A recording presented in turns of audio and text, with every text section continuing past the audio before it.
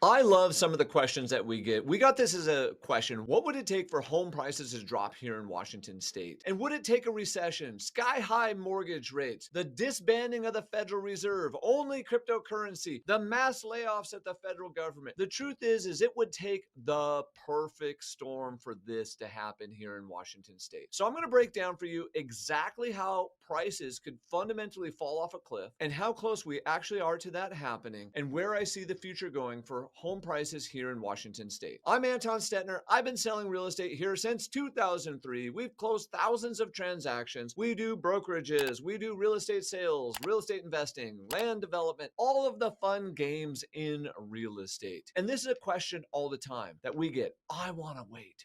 When are home prices going to crash? Why are things not cheaper? So let's go through what it's going to take for them to actually crash. I believe we'd have to go through 6 major pressure points. All of these pressure points would have to be hitting at once because currently not one of them is strong enough to take down our housing market. A housing market is based on supply and demand. In Washington state, we have an undersupply and a lot of demand. Why do we have a lot of demand? We have an amazing economy. It's awesome here. The weather is mild. Yes, I get it. It rains a little bit, but it's pretty good weather overall, kind of in the middle. So our area attracts a bunch of people. We are pinched geographically. We got the Cascades on one side. We got the salt water on the other. We got zoning then pinching us on top of that and regulations and red tape. So what are those 6 things? 1, mortgage rates would have to climb even higher. And I'm talking about like an 8% mortgage rate. And you can see what happens as mortgage rates got near 7%.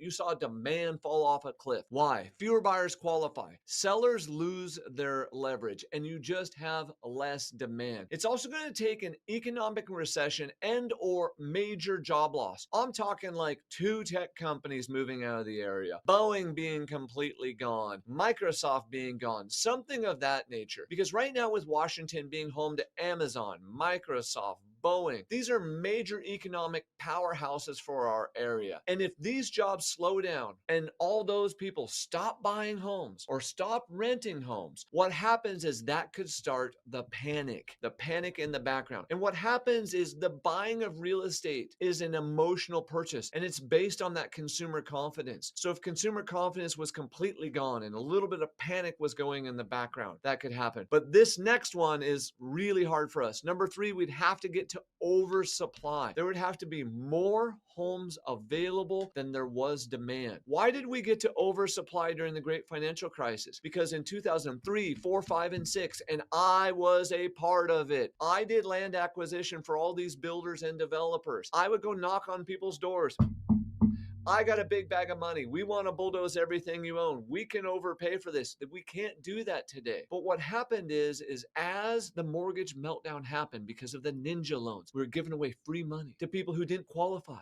The problem is everyone qualifies today. So as we gave them away, that created foreclosures because people could no longer afford versus today, the average person has 30 to 40% equity inside of their home. Oh my goodness. And during that same time period, what also happened was our zoning and land development process got unbelievably tougher. I've been working on a land development project for 5 years. That should never happen, but it does. It's almost like a labor of love at this point. We work on building permits, and the quickest we can ever get one is 6 months, and most of them take around a year. So Washington State has 1, fundamentally built less homes, 2, fundamentally made it harder, 3, had our zoning make less available inventory, and we don't have this oversupply that we saw prior to the great financial crisis. And some of those numbers even show that we are probably 4 years behind today on new construction. So even if new construction picked up, it would probably take us over a decade to catch up. Number 4 is population though, or outmigration. This is happening. We've made other videos about how without foreign immigration, Washington State right now would have a negative population gain. Washingtonians are moving out. We're not having people moving in from other states, and we're not making enough babies. We do have to grow our population. This one is happening right now. This next one,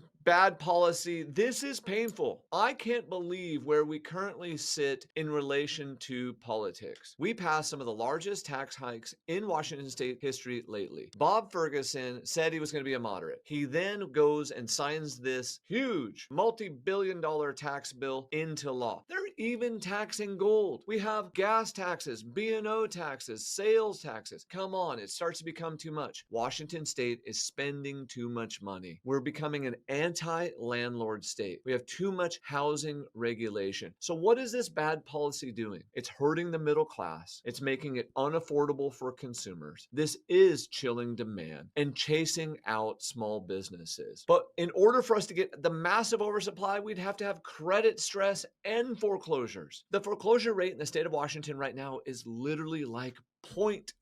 During the great financial crisis, it was over 4%. We're nowhere close to where it is. I worked for a bunch of banks during that process, 54 different financial institutions. At one point in the great financial crisis, we had 144 active listings and over 150 coming through the pipeline. Today, even though we still work for banks, we have one. That goes to show you how low the level of foreclosures is today. Why? Everyone has equity. They can simply just put their home on the market. Two, the banks are all extend and pretend right now. They don't want to deal with it. They learned from the great financial crisis. So they are giving everyone extra leeway before they even start the foreclosure process. So I want to ask yourself that simple question. Can all 6 of these happen simultaneously? They absolutely can. In our crystal ball, looking forward into 2026 and 2027, do we see that in the data today? No. What do we see actually happening? We see home prices rising in 2026 more than in 2025. We see less houses being built in 2026 than in 2025. We see less townhomes,